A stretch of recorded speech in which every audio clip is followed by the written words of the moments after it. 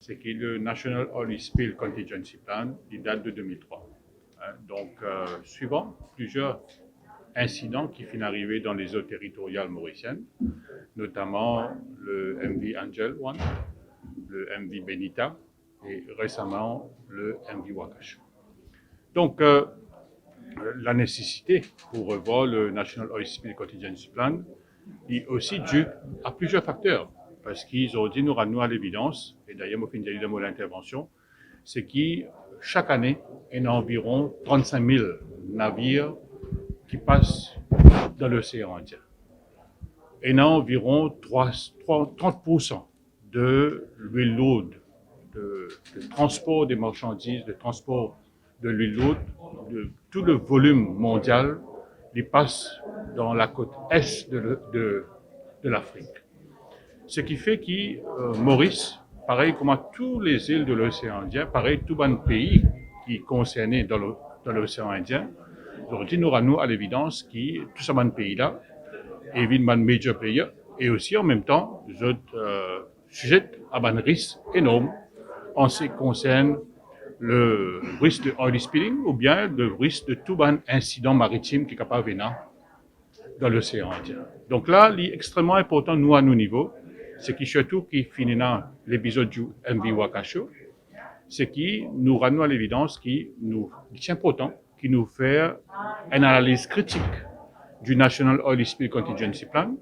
C'est la raison pour laquelle nous gagnons l'assistance de plusieurs instances internationales et plus particulièrement de l'UNDP qui permettent nous prendre les services d'un consultant, Mr. Matthew Somerville, qui venir et qui revoir en consultation avec toutes les autorités, parce que le Oil Spill Contingency Plan n'est pas concerne seulement le ministère de l'Environnement, il concerne le National Coast Guard, il concerne le Ministry of Blue Economy, il concerne la Special Mobile Force, il concerne les autorités portuaires.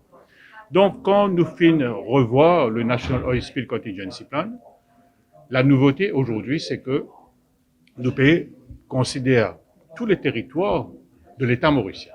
Comme on dit, tous les territoires, il comprend aussi Saint-Brandon, il concerne aussi Agaliga.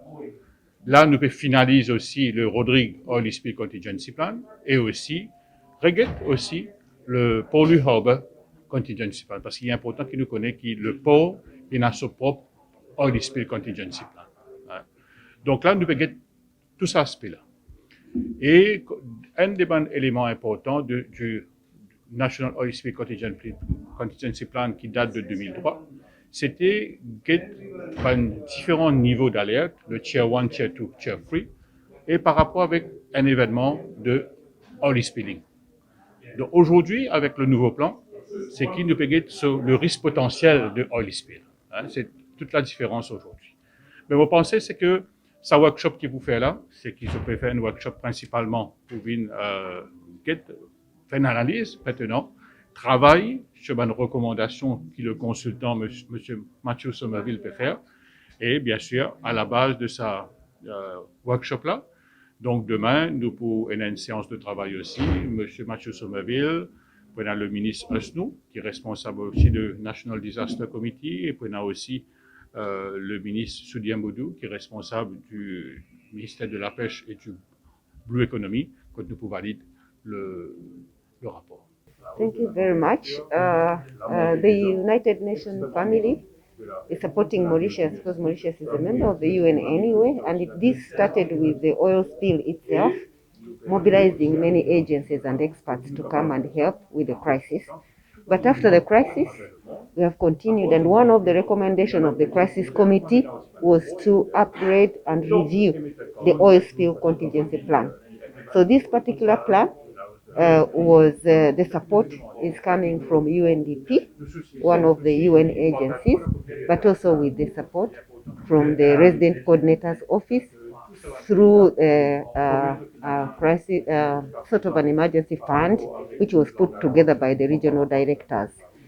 So this particular work is addressing the needs and the priorities of the country in terms of better preparedness if there were another oil spill to come, so that there is better preparedness, and it fits in the wider plan of the government for disaster risk management and preparedness, but also in the wider context of managing climate and climate change related issues.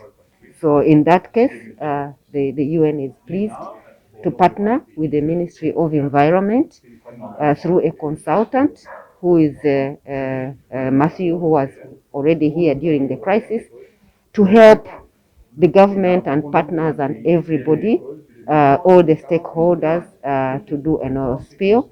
And so the UN through the UNDP will be working on this together with the government. So this particular workshop is actually to review what are the outcomes of the different consultations with the different partners. What does the review tell us about? The review itself and the plan is the stepping stone, but the implementation of this plan will need, again, the support of many partners. So I saw many partners here, Embassy of Japan and other diplomats, but also other UN agencies. Implementing the plan will be key, and also further discussions at the regional level, because disasters affect us and they affect our region, and we are not isolated in this matter. So partnership with the neighboring islands will be key.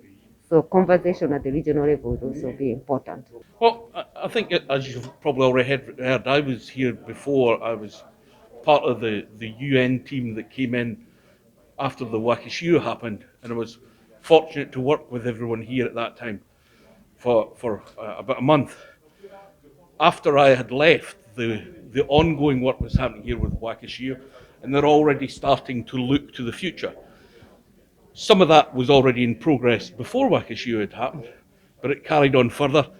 And around May this year, we started this programme, UNDP working with Minister of Environment, Climate Change, to update the contingency plan. Update, evolve it, not specifically just to address Wakishiu, but to position Mauritius for the future. For lots of things that have changed since the plan was originally developed, for things that will change in the future. So as it's a step forward with the plan, I was involved in pulling together the opinions, the inputs of all the different ministries, NGOs, industry, other bodies, and experience from other countries as well, for us to develop the new plan, and also to make sure the new plan is in a format that as we go forward, it'll be easier to update and continue to develop. It may seem obvious, but a contingency plan is not designed just to be written once and sit on the shelf. It needs to be able to be updated. So we've designed it in a way that makes that easier, by splitting the way the plan is, looking at how the information's held within the plan, so that lots of things that change frequently, contact numbers, equipment lists, even the procedures and roles of people can be updated as soon as someone has an idea, as soon as someone has some different experience, dynamically moving, so the plan will always be live and current. And I think one other big change within the new plan, it's looking at not just oil, it's looking at all types of pollution that might need to be managed, regardless of where they come from ships, industrial runoff that ends up in the water, and also looking importantly at using all of the national capability, which we all know, shown dramatically during Wakishiu, includes that civil society, that resource, that enthusiasm. How do we best tap and use that in the collective national plan?